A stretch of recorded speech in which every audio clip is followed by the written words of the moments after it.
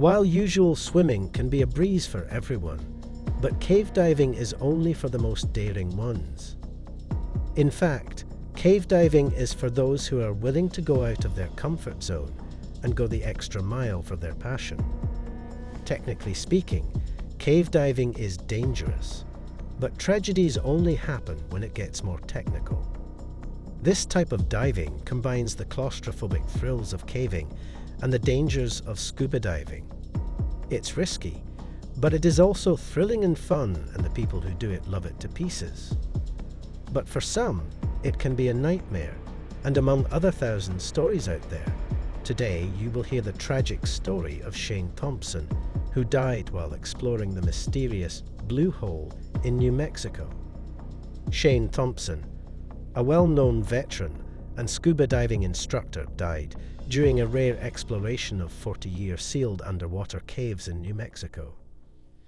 Having spent his childhood scuba diving in the Florida Keys, Shane Thompson wanted to change it for good. He, alongside with his other fellow of the ADM Exploration Foundation, had gone into the caves to draw a complete map of their winding tunnels.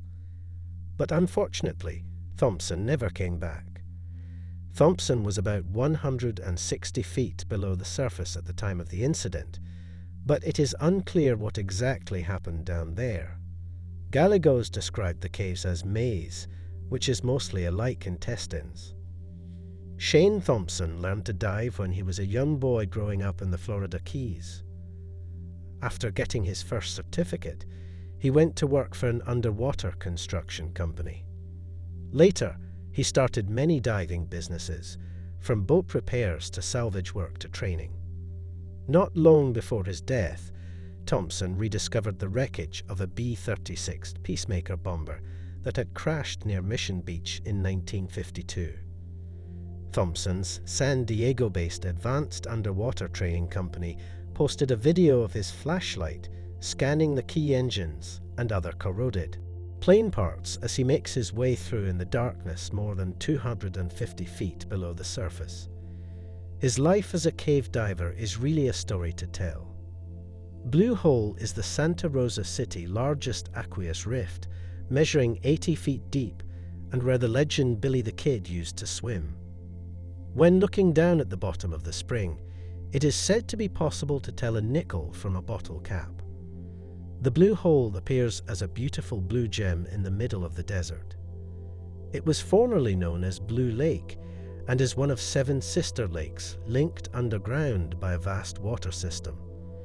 This marvel defines Santa Rosa while appearing to defy the nearby red mesas. The location is a result for a geological phenomenon known as the Santa Rosa Sink, which is magical, because even with the little rain, you will always find water in the land. Blue Hole became a national fish hatchery in 1932. It became more of a recreation area in 1970s, and more recently, it expanded and gained the name of Blue Hole Dive and Conference Center.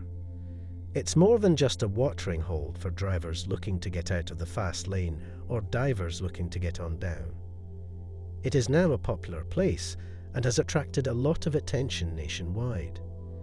It's halfway between Albuquerque and Amarillo, and 80% of New Mexicans can arrive there in less than 2 hours by car.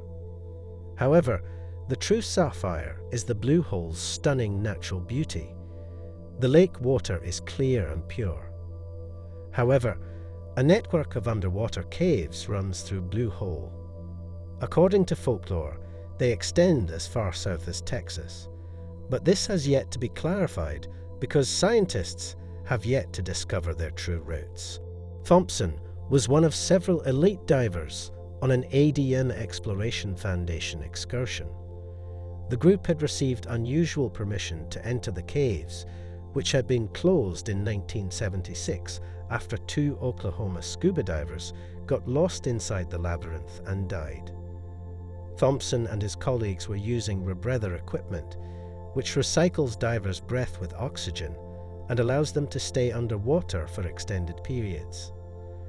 Mike Young, a diver, told investigators that he and Thompson were on a primary exploration in search of passageways when Young ventured through a narrow obstruction into a small chamber located 194 feet below the surface, and Thompson followed him. That was the time when everything went horribly wrong. His fellow Young began to exit the area by following a safety line, but the silt had been heated up, making visibility impossible. Thompson pulled on the line so hard that it slipped out of Young's grasp as he swam. Thompson came up from below as he felt for the line in the dark, trapping both divers in the narrow passageway. As Young swam down to turn around, but Thompson, on the other hand, continued up and took a wrong turn, trapped in an unmapped offshoot that led nowhere. By the time Young discovered him, Thompson was already died. The next day, his body was discovered. Thompson family members expressed grief over his death, but they acknowledged that diving was his passion and that he had earned numerous certifications during his lifetime. According to his bio, beginning as a diving instructor in the Navy, he had over 20 years of experience as a deep technical rebreather diver. He had also assisted in searching for and recovering other divers who had died after trapped underwater. In 2005, he assisted in recovering the body of Ocean Beach veteran diver Stephen Donathan, who got trapped while exploring the sunken warship Yukon. In 2012, he led a private expedition to find the body of another diver who went missing during a Memorial Day swim off the coast of La Jolla Shores. He also worked for an underwater construction company before launching several diving businesses, including boat maintenance, salvage work, and training. The Blue Hole is a popular tourist destination for clear blue water swimming and diving. It is known as one of the fine diving locations in the American Southwest. However, following the incident with Shane Thompson, the government reclassified these caves as dangerous, and no one was permitted to visit there for any reason. Some of Shane's fellow divers, who accompanied him on the expedition, warned city officials not to let anyone back into the caves. That day, they told that these were the most dangerous caves they had ever dived into.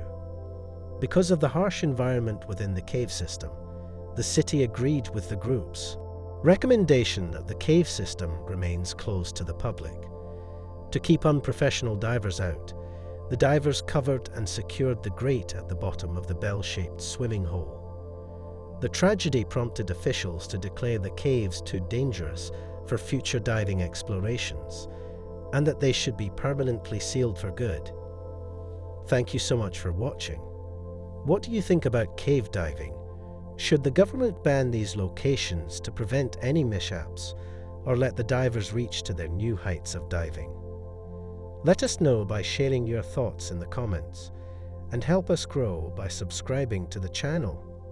Take care, and I will see you in the next video.